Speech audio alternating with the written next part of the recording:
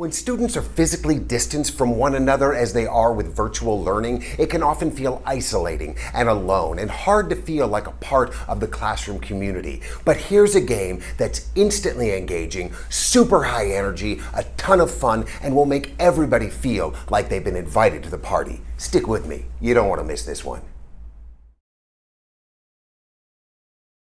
Hi, and welcome to Classroom Confidential and Fun Time Friday Games. My name is Christopher Youngren, and I'm a middle school ELA teacher in Tucson, Arizona. If this is your first time joining me, then hey, welcome. I'm glad to have you here.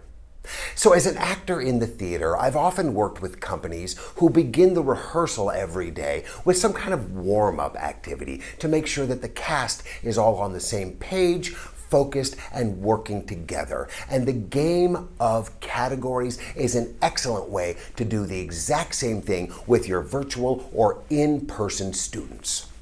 Now, this is a terrific game for kids of any age with groups of any size. Now, sometimes smaller groups are going to work a little bit better. It might be a little bit easier to manage, but there's no reason you can't use the entire class as well. And it's going to work equally well in person or online. Now, online is going to take a little bit of tweaking maybe, but there is no reason why it can't be a tremendous success in your classroom. So to begin, we select a player, either in person or from our Zoom gallery, to choose a category. And they don't necessarily need to tell the rest of the class what the category is. It should be obvious from the word they choose. But you know, sometimes the word is misunderstood, and the category becomes something that you don't even expect. And that is perfectly fine. That is part of improv. Part of the joy of improv is not knowing what's coming next. But before we talk about what's coming next, let's go back to the start, which begins with a player selecting a category.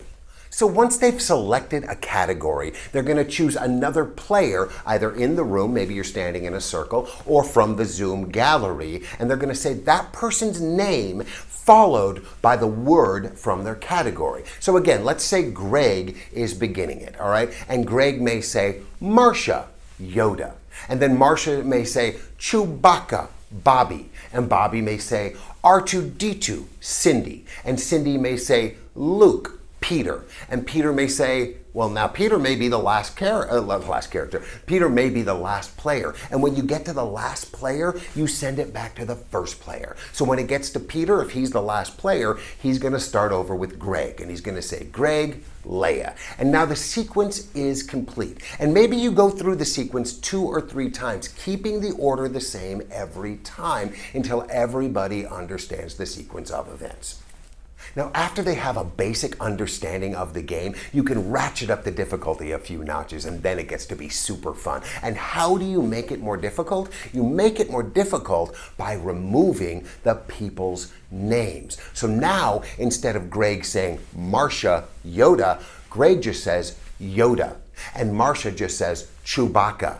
And Bobby just says R2-D2. Cindy says Luke. Peter says Leia, and they need to be listening. They need to be focused because their name is now not being called. They need to remember who they are coming after, and they need to be listening. They need to be focused so they are ready when it is their turn. I promise you, this will improve your students' active listening skills tenfold, and they're going to have a ton of fun doing it.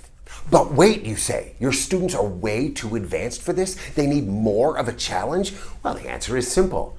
Add another category. So we're going to keep the same sequence as before, just for simplicity's sake, but now Greg is going to start it over with pear, and Marcia will say apple, and Bobby will say dragon fruit, and Cindy will say pineapple. And you go through that sequence a couple of times until people have it memorized. You remove the names, you make sure that everybody is on the same page, and then if you want, you can jump back to Star Wars and see if they remember the sequence of events in Star Wars as well. And so you can go back and forth from Star Wars to fruit until everything is flowing like a well-oiled machine.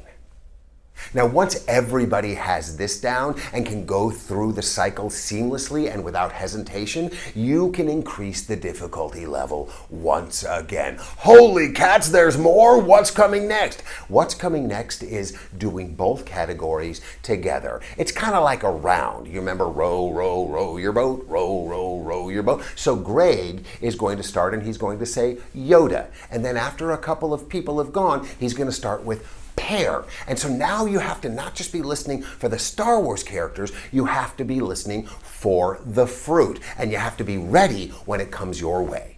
Now, when it comes to the multiple category rounds, it may be easier to reduce the group size. And in person, this is easy enough. You can just put them in different parts of the room. But you can also accomplish this on Zoom by using the breakout rooms. You put 4 or 5 people in a breakout room and you have them work on these multiple category rounds. It's going to make the focus clearer. It's going to make the chaos lessen. It's going to be a lot more manageable with these smaller groups. And you can check in on them with teachers as a teacher and see how they're going. But I think you're going to have a lot more success, especially when you have 2, dare I say, even 3 categories going at once, to have maybe at max 4 or 5 players. Look, I absolutely love this game, and I know as soon as you try it, you're going to love it too. Please, let me know how it works for you. Let me know if you've made any adjustments. You can take it even farther. I mean, this is just the tip of the iceberg with categories. Let me know how you've made the game your own. Any special touches that you've put to it that you'd like to share. I would love to hear about it. But this game is a classic, and I know that you and your students are really, really going to enjoy it. Thanks for joining me today. If you got value out of this video, do me a favor and smash that like button for me. And if you're enjoying the rest of my videos, then hey, subscribe to my channel and I'll keep them coming. Take care of yourselves out there. Take care of someone else. We'll talk to you soon. Bye-bye.